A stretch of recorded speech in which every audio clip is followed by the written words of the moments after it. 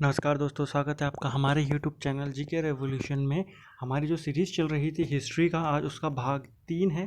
ठीक है फ्रेंड्स, अभी तक हम 2 भाग में 60 क्वेश्चंस को देख चुके हैं, हिस्ट्री के बहुत ही महत्वपूर्ण क्वेश्चंस को। ठीक है, आज हम हमारा तीसरा भाग शुरू करते हैं। चलिए इसको, पहला क्वेश्चन है आज का, वाटरलू का युद्ध किस वर्ष हुआ था? देखिए, बैटल ऑफ वाटरलू जो था बहुत ही इंपॉर्टेंट युद्ध था, जिसमें नेपोलियन बोनापार्ट को जो सेंट हेलेना आइलैंड था वहाँ पर भेज दिया जाता है। ठीक है, ये युद्ध हुआ था 1815 में। अगला क्वेश्चन है, आधुनिक रूस का निर्माता किसे माना जाता है? तो आधुनिक रूस का निर्माता स्टालिन को माना जाता है। ठीक है, अगला है, चीन का राष्ट्रपिता किसने कहा जाता है? तो यहाँ पर किसे होगा, चीन का राष्ट्रपिता किसे कहा जाता है? तो सनायात सेन को चीन का राष्ट्रपिता कहा जाता है। ठीक है फ्रेंड्स, अगला क्वेश्चन है हमारा, मीन कैंप किसकी आत्मकथा है? तो एक फेमस आत्मकथा है मीन कैंप।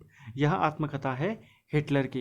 हिटलर किस देश का था? तो ये भी कई बार पूछ लेता है, तो हिटलर जर्मनी का था। ठीक है, और नाजी सेना से इसी का संबंध था।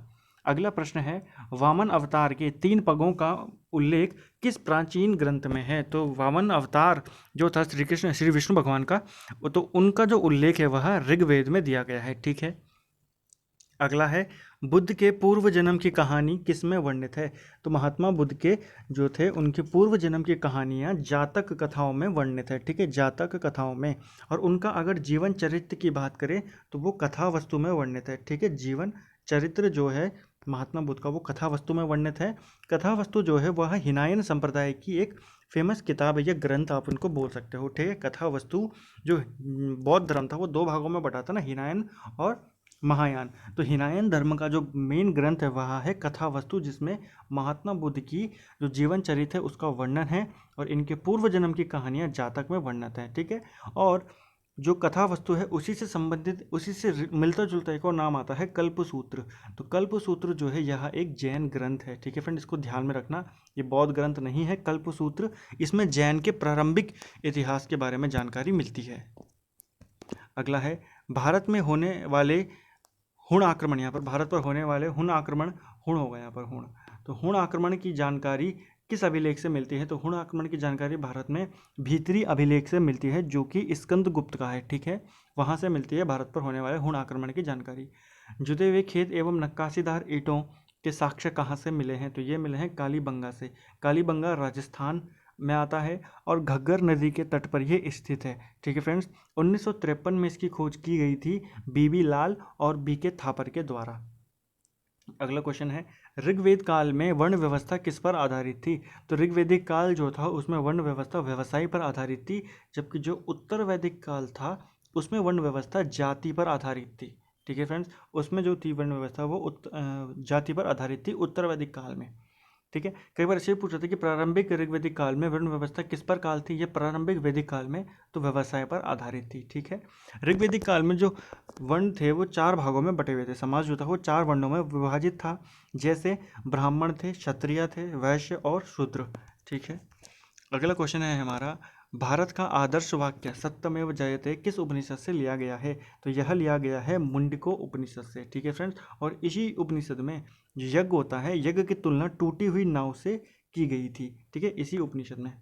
खजुराहो में जैन मंदिरों का निर्माण किसने कराया था? तो जैन मंदिरों का निर्माण कराया था चंदेल शासकों ने। ठीक है फ्रेंड, खजुराहो में जो जैन मंदिर थे उनका निर्माण चंदेल शासकों ने कराया था। अगला क्वेश्चन है, टाम्बो मठ कहाँ स्थित है? ठीक है, तो टाम्बो मठ कहाँ स्थित है? हिमाचल प्रदेश में यह स्थित है। ठीक है, बौद्ध धर्म का ये फेमस एक प्लेस है। ठीक है, तो एक और हिमाचल प्रदेश में ही जैसे नामगयाल, तो नामगयाल मठ जो है वो भी हिमाचल में है, और जो सासुर मठ है वह भी हिमाचल प्रदेश में स्थित है। तो ये 3 मठ हैं बौद्ध धर्म के जो कि काफ़ी प्रसिद्ध हैं, और ये हिमाचल में है, ताम्बो मठ, सासुर मठ और नामगयाल मठ।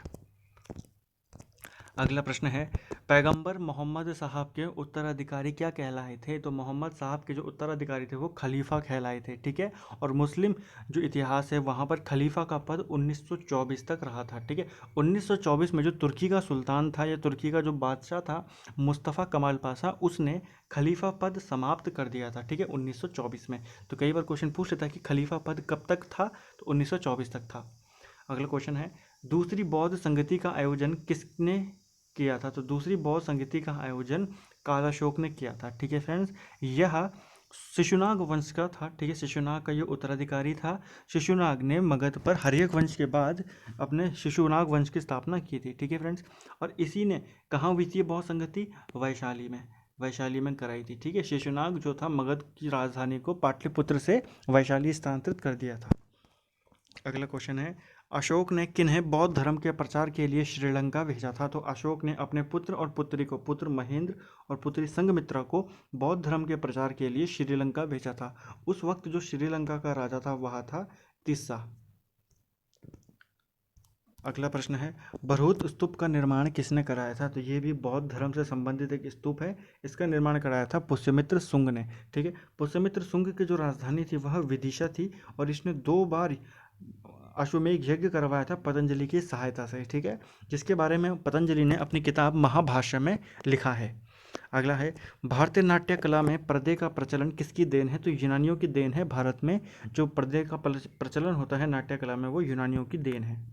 अगला है, गुप्त काल में मुख्य पुलिस अधिकारी को क्या कहा जाता था? तो गुप्त काल में मुख्य जो पुलिस अधिकारी होता था उसे दंडपाशिक कहा जाता था और जो सामान्य पुलिस अधिकारी होते थे उन्हें चाट व भाट ये कहा जाता था, ठीक है।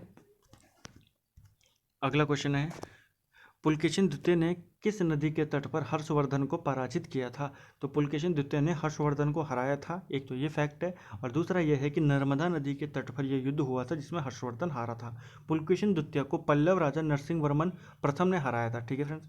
अरब निवासी अल मसूदी किसके शासन में भारत आया था? तो इंद्र तृतीय जो कि एक राष्ट्रकूट राजा था, राष्ट्रकूट था, इसके शासन में इंद्र तृतीय अल मसूदी भारत आया था, ठीक है फ्रेंड्स। और अल मसूदी ने राष्ट्रकूटों को भारत का सर्वश्रेष्ठ राजा कहा था, ठीक है फ्रेंड्स। अगला प्रश्न है हमारा, चोल प्रशासन की मुख्य विशेषता क्या थी? तो चोल प्रशासन की मुख्य विशेषता थी स्थानीय स्वशासन। अगला प्रश्न है, पाल वंश का संस्थापक कौन था? तो पाल वंश का संस्थापक था गोपाल, ठीक है। इसकी राजधानी कहाँ स्थित थी? मुंगेर, इसकी राजधानी मुंगेर में स्थित थी। अगला है, पृथ्वीराज रासो की रचना किसकी, पृथ्वीराज रासो किसकी रचना है? तो यह रचना है चंद बरदाई की, ठीक है फ्रेंड्स।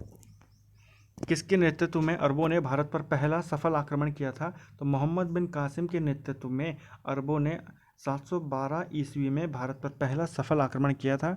इस दौरान उन्होंने सिंध पर विजय प्राप्त कर ली थी और सिंध का राजा उस समय कौन था? दाहिर। उस वक्त सिंध का राजा दाहिर था।